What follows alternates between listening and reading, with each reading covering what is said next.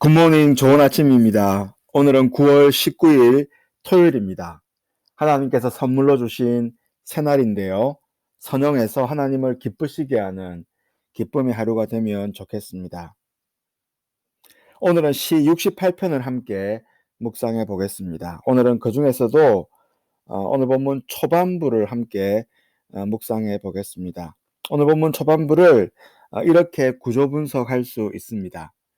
1, 2, 3절이 기원입니다. 그러니까 바라는 것이죠.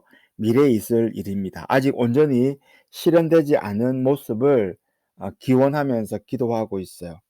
반면에 4절, 5절, 6절은 현재의 모습입니다.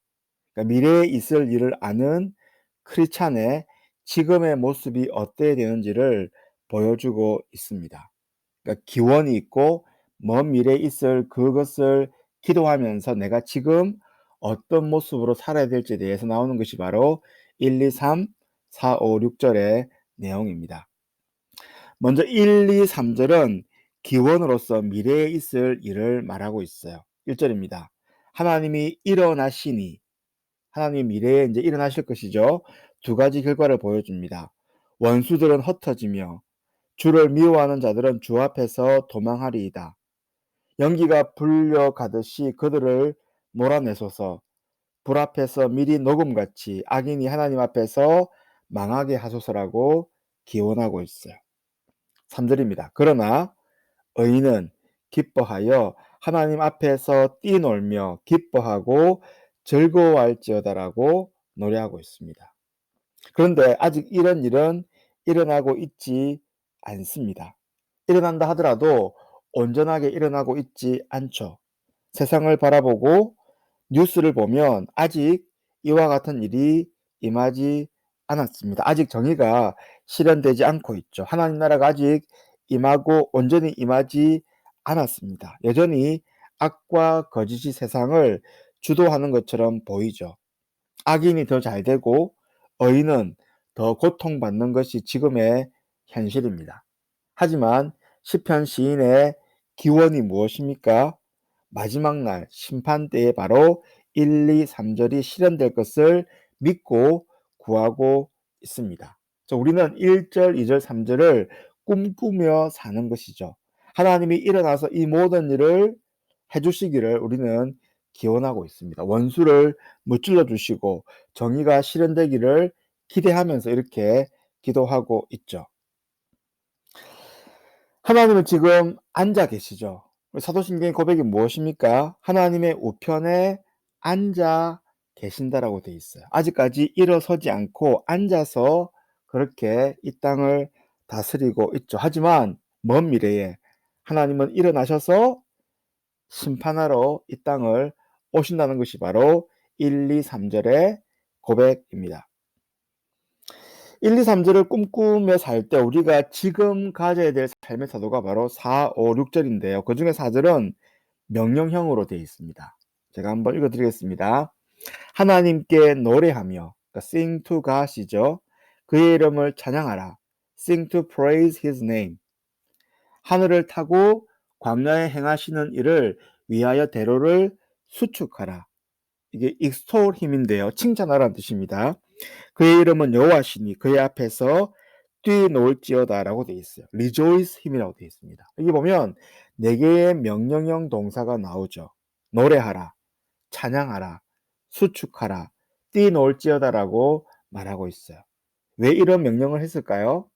앞으로 미래에 일어날 일들을 꿈꾸면서 미리 그것을 맛보며 이 땅을 살아야 한다는 것입니다. 이것을 어려운 말로 종말론적인 삶이라고 해요. 그러니까 미래에 일어날 일을 미리 앞당겨서 지금 그것이 실현된 것처럼 그렇게 삶을 사는 것이 바로 종말론적인 삶이죠. 우리는 미래에 승리할 것입니다. 그것을 미리 당겨서 누리면서 기뻐하며 삶을 살라라고 권면하고 있죠. 5절과 6절은 조금 더 다른 모습의 삶을 보여주는데요. 하나님의 현재의 관심을 우리에게 보여줍니다. 미래에 일어나서 심판하실 전능의 하나님이 지금 현재 그분의 관심이 어디 있는지를 우리에게 보여주고 있는 구절이에요. 5절입니다. 그의 거룩한 처소에 계신 하나님은 고아의 아버지시며 과부의 재판장이시라. 하나님이 고독한 자들은 가족과 함께 살게 하시며 갇힌 자들은 이끌어내사 형통하게 하시느니라. 오직 거역하는 자들의 거처는 메마른 땅이로라 라고 말씀합니다. 그러니까 미래의 원수들을 흩으시고 의인들이 절구할 것인데요. 지금 하나님의 관심은 어디에 있습니까? 한마디로 말하자면 낮은 곳에 있죠. 고아에게 있고 과부에게 있고 고독한 자에게 있고 갇힌 자에게 있어요. 이들의 특징이 무엇입니까? 도움이 필요한 자들이죠. 도움이 없이는 살 수 없는 자들입니다.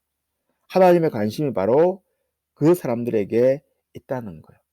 그러니까 정의를 베푸실 하나님이시지만 미래에 지금은 사랑과 긍휼의 하나님의 모습을 보이고 있다라는 것입니다. 그렇다면 우리 그리스도인 또한 우리의 관심이 낮은 곳에 있어야 된다라고 성경은 말씀하고 있어요.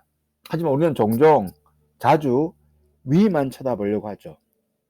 위를 바라보고 뭔가 성취하는 데만 관심이 항상 있죠. 하지만 우리가 믿는 하나님은 낮은 곳에 관심이 있다라는 것이죠. 그곳에 관심을 두고 어려운 자를 돕는 것이 바로 하나님의 관심이고 우리 그리스도인의 관심 또한 그러해야 된다라고 말씀하고 있습니다. 오늘 본문이 우리에게 말씀하고 있는 것이 무엇입니까? 미래의 온전한 구원을 소망하며 지금 그 소망을 당겨서 찬양하고 우리의 관심을 항상 낮은 곳에 두어야 한다는 것이죠. 그것이 건강한 긴장 가운데 살아가는 그리스도인의 삶의 모습이라고 성경은 표현하고 있습니다. 오늘도 이 말씀을 묵상하면서 하나님과 동행하는 행복한 하루가 되시기를 바랍니다.